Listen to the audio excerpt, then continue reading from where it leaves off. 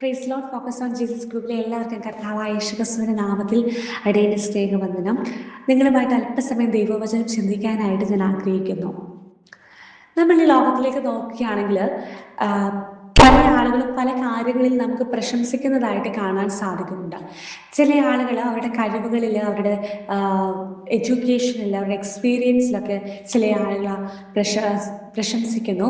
എന്നാൽ മറ്റു ചിലർ അവരുടെ വീടിൽ, അവരുടെ പ്രോപ്പർട്ടീസിൽ, അവരുടെ ധനത്തിൽ, അല്ലെങ്കിൽ അവരുടെ വിദ്യാഭ്യാസത്തിൽ, അവരുടെ മക്കളിൽ, അവരുടെ മാതാപിതാക്കളിലൊക്കെ അവർ പ്രശംസിക്കുന്നു. മറ്റു ചിലരുടെ ഫാമിലി ബാക്ക്ഗ്രൗണ്ടിൽ, കുടുംബ മഹിമയിലൊക്കെ പ്രശംസിക്കുന്നു.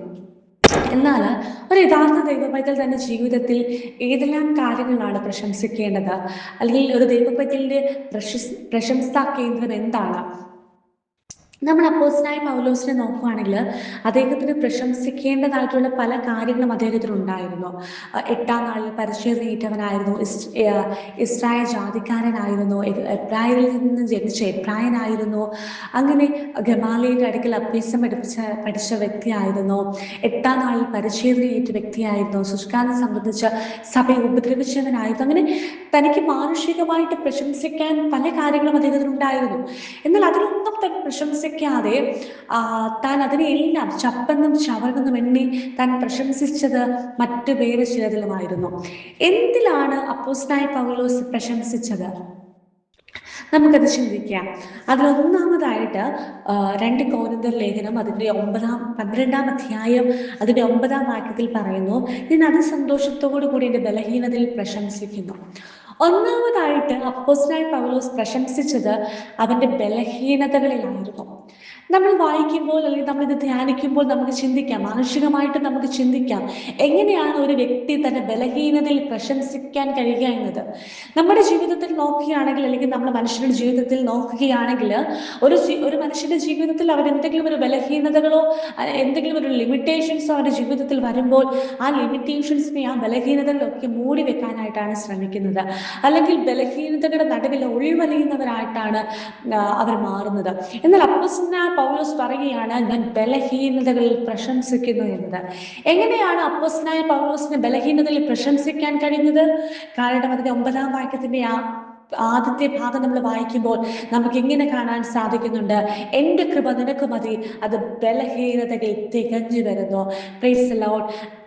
പൗലോസിന്റെ തന്റെ ബലഹീനതയിൽ പ്രശംസിക്കാൻ ഇടയായത് കാരണം തന്റെ ജീവിതത്തിൽ ബലഹീനതകൾ വരുന്നതിനനുസരിച്ച് അതിന് തികഞ്ഞു വരുന്ന ഒരു ദൈവകൃപ തന്നിൽ വ്യാപരിക്കുന്നതായിട്ട് താൻ തിരിച്ചറിയാനായിട്ടിടയായി, അത് താൻ അനുഭവിക്കാനായിട്ടിടയായി.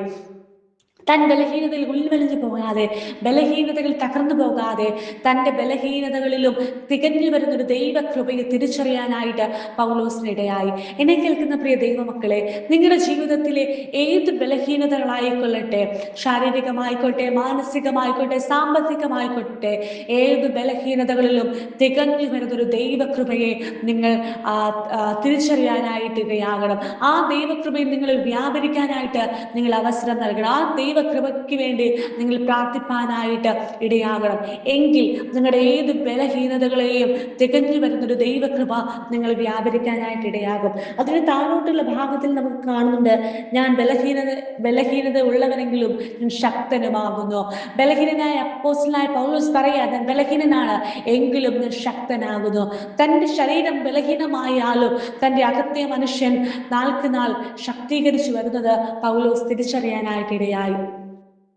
രണ്ടാമതായിട്ട് അദ്ദേഹം പ്രശംസിച്ചത് റോമർക്കെഴുതിയ ലേഖനം അതിന്റെ 5-ാം അധ്യായം അതിന്റെ 4-ാം വാക്യത്തിൽ എങ്ങനെ കാണുന്നു, നാം കഷ്ടങ്ങളിലും പ്രശംസിക്കുന്നു. Praise the Lord. അപ്പോസ്തലനായ പൗലോസ് പറയാൻ, ഞാൻ കഷ്ടങ്ങളിൽ പ്രശംസിക്കുന്നു എന്നത്. എങ്ങനെയാണ് കഷ്ടങ്ങളിൽ പ്രശംസിക്കാൻ കഴിയുന്നത്? ഒരു മനുഷ്യന്റെ ജീവിതത്തിൽ കഷ്ടങ്ങൾ ഏറി വരുമ്പോൾ, അല്ലെങ്കിൽ പ്രതിസന്ധികൾ ഏറി വരുമ്പോൾ ആ മനുഷ്യൻ ഒന്നുകിൽ തകർന്നു പോകാനായിട്ടാണ് ഇടയാകുന്നത്, അല്ലെങ്കിൽ വിഷാദത്തിനോ ഡിപ്രഷനോ ആ വ്യക്തി മാറാനായിട്ട് ഇടയാകും. എന്നാൽ അപ്പോസ്തലനായ പൗലോസ് പറയാ, ഞാൻ കഷ്ടങ്ങളിൽ പ്രശംസിക്കുന്നു എന്നത്. എന്തുകൊണ്ട് അപ്പോസ്തലനായ പൗലോസ് കഷ്ടങ്ങളിൽ പ്രശംസിപ്പാൻ ഇടയായത്?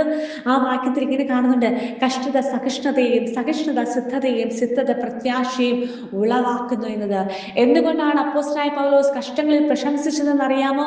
കാരണം തന്റെ ജീവിതത്തിൽ കഷ്ടങ്ങൾ, പ്രതിസന്ധികൾ തന്റെ ജീവിതത്തിൽ ഒന്നിനു പിറകായി ഒന്നായി കടന്നു വരുമ്പോൾ താൻ അതിൽ തകർന്നു പോകാതെ തൻ്റെ ഉള്ളിൽ പ്രത്യാശ നാൾക്ക് നാൾ വർദ്ധിച്ചു വരാനായിട്ടിടയായി. എന്തിനുള്ള പ്രത്യാശയാണ്?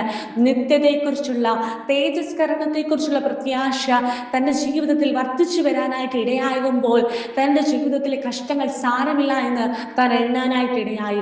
ഇയ്യോബിന്റെ ജീവിതം നാം പരിശോധിച്ച് നോക്കുമ്പോൾ ഒന്നിന് പിറകെ ഒന്നായി തന്റെ ജീവിതത്തിൽ കഷ്ടങ്ങൾ, പ്രതിസന്ധികൾ വന്നപ്പോൾ ഇയ്യോബ് തകർന്നു പോയില്ല. ഇയ്യോബ് വിഷാദത്തിലേക്കോ നിരാശയിലേക്കോ വഴുതി വീണില്ല, ദൈവത്തെ ത്യജിച്ചു കളഞ്ഞില്ല. മറിച്ച് തന്റെ മുൻപിൽ ജീവനറ്റ് കിടക്കുന്ന തന്റെ 10 മക്കളെ കണ്ടിട്ട് പോലും ഇയ്യോബ് തകർന്നു പോയില്ല. എന്തുകൊണ്ടാണ് ഇയ്യോബ് തകർന്നു പോകാനെന്ന് അറിയാമോ? കാരണം തൻ്റെ ഉള്ളിൽ ഒരു പ്രത്യാശ ഉണ്ടായിരുന്നു. എൻ്റെ തൊക്കെ ഇങ്ങനെ നശിച്ച ശേഖം ദേഹസഹിതനായി ഞാൻ ദൈവത്തെ കാണും, അന്യനല്ല എൻ്റെ സ്വന്തം കണ്ണുകൊണ്ട് ഞാൻ കാണും. Price the Lord. തന്റെ ജീവിതത്തിൽ കഷ്ടങ്ങൾ, പ്രതിസന്ധികളൊക്കെ ഏറി വന്നപ്പോഴും ഇയ്യോബിന്റെ ഉള്ളിൽ ഒരു പ്രത്യാശ ഉണ്ടായിരുന്നു. എൻ്റെ ശരീരം നശിച്ചു പോയാലും ഞാൻ എൻ്റെ ദൈവത്തെ കാണുമെന്നുള്ളൊരു പ്രത്യാശ ഉണ്ടായിരുന്നു. എന്നെ കേൾക്കുന്ന പ്രിയ ദൈവമക്കളെ, നിങ്ങളുടെ ജീവിതത്തിൽ പ്രശ്നങ്ങൾ, പ്രതിസന്ധികളൊക്കെ കടന്നു വരാം. പ്രതിസന്ധികളൊക്കെ നിങ്ങളുടെ ജീവിതത്തിൽ ഒന്നിനു പിറകായി ഒന്നായി വരാം. പക്ഷേ അതൊന്നും നിങ്ങൾ തകർന്നു പോകരുത്, അതിലൊന്നും നിങ്ങൾ അധൈര്യപ്പെട്ടു പോകരുത്. മറിച്ച് നിങ്ങളിൽ ഉള്ളിൽ പ്രത്യാശ വർദ്ധിച്ചു വരണം. നിത്യതയെക്കുറിച്ചുള്ള പ്രത്യാശ നിങ്ങളുടെ ജീവിതത്തിൽ വർദ്ധിച്ചു വരുമ്പോൾ നിങ്ങളുടെ ജീവിതത്തിൽ വന്ന കഷ്ടങ്ങളെ, പ്രതിസന്ധികളെ ഓർത്ത് നിങ്ങൾ പ്രശംസിക്കാനായിട്ട് ഇടയാകും. Praise the Lord.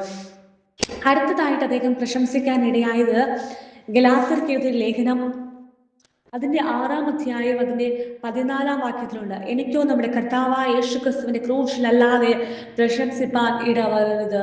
Price the Lord. ഹല്ലേലൂയ. അപ്പോസ്തലനായ പൗലോസ് പ്രശംസിക്കാൻ ഒരുപാട് കാര്യങ്ങൾ ഉണ്ടായെന്ന് പൗലോസ് പറയുകയാണ്, എനിക്ക് ക്രൂശിലല്ലാതെ പ്രശംസിപ്പാൻ ഇടവരരുത് എന്നത്. എന്നെ കേൾക്കുന്ന പ്രിയരെ, ക്രൂശിൽ എങ്ങനെ നമുക്ക് പ്രശംസിക്കാനായിട്ട് സാധിക്കുന്നത്? നമ്മൾ ക്രൂശിനെ പറ്റി പഠിക്കുകയാണെങ്കിൽ മതപരമായിട്ട് നോക്കുവാണെങ്കിൽ ക്രൂശ് എന്നതൊരു ശാപമാണ്, അല്ലേ?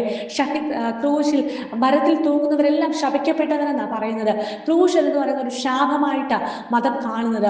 ഇനി റോമാ നിയമം നോക്കുകയാണെങ്കിൽ നിയമത്തിന്റെ കണ്ണുകളിലൂടെ നമ്മൾ നോക്കുകയാണെങ്കിൽ ക്രൂശ് എന്ന് പറയുന്നത് അതൊരു എന്താ പറയുക, അത് ഏറ്റവും പരാജയപ്പെട്ട അല്ലെങ്കിൽ ഏറ്റവും വലിയൊരു ശിക്ഷാവിധിയായിട്ടാണ് കാണുന്നത്.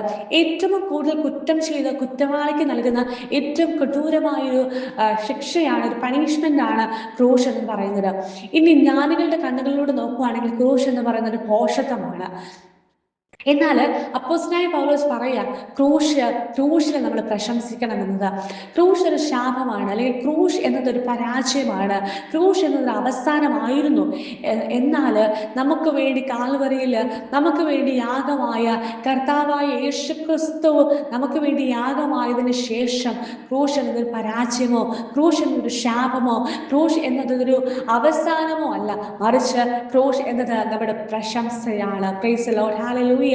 നമ്മൾ തകർന്നു കിടന്ന നമ്മുടെ ജീവിതത്തെ, ആരുടെയും കണ്ണിൽ ദയ തോന്നാതിരുന്ന നമ്മുടെ ജീവിതത്തെ, അന്യരായ യഹൂദ ഗോത്രമായിട്ട് യാതൊരു സംബന്ധവും ഇല്ലാതിരുന്ന നമ്മുടെ ഓരോ ജീവിതത്തെയും തേടി വന്നത് ആ ക്രൂശാണ്. നമ്മളിന്ന് നോക്കുവാണെങ്കിൽ നമുക്ക് എഡ്യൂക്കേഷൻ ഉണ്ട്, നമ്മളിന്ന് നോക്കുമ്പോൾ നമുക്ക് വീടുണ്ട്, വാഹനങ്ങളുണ്ട്, നമ്മളിന്ന് നോക്കുമ്പോൾ നമ്മുടെ ഫിനാൻഷ്യൽ സ്റ്റെബിലിറ്റി ഭയങ്കര സ്റ്റേബിൾ ആണ്, നമ്മൾ ഒത്തിരി ബ്ലെസ്സിങ് നിറഞ്ഞവരാണ്, ഒക്കെ ശരിയാ. നമുക്ക് നല്ല എഡ്യൂക്കേഷൻ ഉണ്ട്, നമുക്ക് നല്ല ഫാമിലി ബാക്ക്ഗ്രൗണ്ട് ഉണ്ട്, നമ്മൾ ഫിനാൻഷ്യലി സെറ്റിൽഡ് ആണ്, അതൊക്കെ ശരിയാണ് ദൈവമക്കളെ. പക്ഷെ നമ്മൾ അതിലൊന്നും പ്രശംസിപ്പാനായിട്ട് ഇടവരരുത്.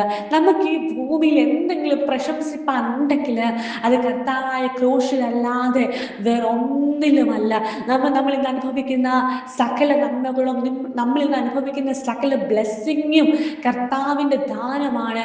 ആ ക്രൂശിൽ കർത്താവ് നമുക്ക് വേണ്ടി യാഗമായതുകൊണ്ട്, ആ ക്രൂശിൽ കർത്താവ് കർത്താവ് നമുക്ക് വേണ്ടി ശിക്ഷകൾ ഏറ്റുവാങ്ങിയത് കൊണ്ട്, അപമാനം സഹിച്ചത് കൊണ്ട് മാത്രമാണ് നമ്മൾ ഇന്ന് അനുഭവിക്കുന്ന എല്ലാ നന്മകളുടെയും എല്ലാ ബ്ലെസ്സിങ്സിന്റെയും കാരണം ആ ക്രൂശാണ് ഈ ഭൂമിയിൽ. അതുകൊണ്ട് അപ്പോസ്തലനായ പൗലോസ് തൻ്റെ മുൻപിൽ ഉണ്ടായിരുന്ന മാനുഷികമായി ചിന്തിക്കേണ്ട എല്ലാ പ്രശംസയ്ക്കും കാരണമാകുന്ന എല്ലാ കാര്യങ്ങളെയും ചപ്പെന്നും ചവറെന്നും എണ്ണിയതിന്റെ കാരണം ആ ക്രൂശിലുള്ള ദർശനത്തെ, ആ ക്രൂശിലുള്ള വെളിപ്പാടിനെ പൗലോസ് പ്രാപിച്ചത് കൊണ്ടാണ്. എന്നെ കേൾക്കുന്ന പ്രിയ ദൈവമക്കളെ, നമ്മൾ ഈ ക്രിസ്തീയ ലോകത്തിലേക്ക് നോക്കുകയാണെങ്കിൽ അധികാരത്തിനും പ്രശസ്തിക്കും സ്ഥാനമാനങ്ങൾക്കും ഒക്കെ വേണ്ടി ഓടുന്ന ഒരുപാട് ആളുകൾ നമുക്ക് കാണാൻ കഴിയും. അതിൻ്റെ കാരണം അവരുടെ ദൈവകൃപയെക്കുറിച്ചുള്ളതും തേജസ്സിനെ, നിത്യതയെക്കുറിച്ചും ക്രൂശിനെ കുറിച്ചുമൊക്കെയുള്ള ആഴമായിട്ടുള്ള ദർശനം അവർക്ക് നഷ്ടപ്പെട്ടത് കൊണ്ടാണ് ഈ ലോകത്തിലെ പല കാര്യങ്ങളും അവർ നേടിയെടുക്കാൻ ഓടുന്നതിന് കാരണം അതുകൊണ്ടാണ്. എന്നാൽ ദൈവമക്കളാകുന്ന നമ്മൾ മനസ്സിലാക്കേണ്ട ഒരു കാര്യമുണ്ട്. ഈ ഭൂമിയിൽ നമുക്ക് എന്തൊക്കെ ഉണ്ടെങ്കിലും, പണമുണ്ടെങ്കിലും ധനമുണ്ടെങ്കിലും മാനമുണ്ടെങ്കിലും പ്രശസ്തി ഉണ്ടെങ്കിലും എന്ത് തന്നെ നമുക്കുണ്ടെങ്കിലും അതൊക്കെ നിത്യത കൊണ്ട് അവസാനിക്കുന്നതാണ്.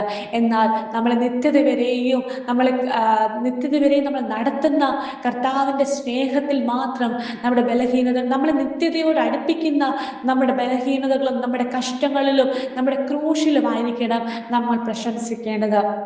ഇതിൽ മാത്രമായിരിക്കണം നമ്മൾ പ്രശംസിക്കുന്നത്. ആയതിനാൽ എന്നെ കേട്ട എല്ലാ ദൈവമക്കളെയും കർത്താവ് അനുഗ്രഹിക്കട്ടെ. ഈ വചനം നിങ്ങളുടെ ജീവിതത്തിൽ അനുഗ്രഹത്തിന് ഒക്കെ കാരണമാക്കി തീരട്ടെ എന്ന് ഞാൻ ആത്മാർത്ഥമായി പ്രാർത്ഥിച്ചുകൊണ്ട് ഞാൻ എൻ്റെ പ്രസംഗത്തിൽ നിന്നും നിർത്തുന്നു. God bless everyone.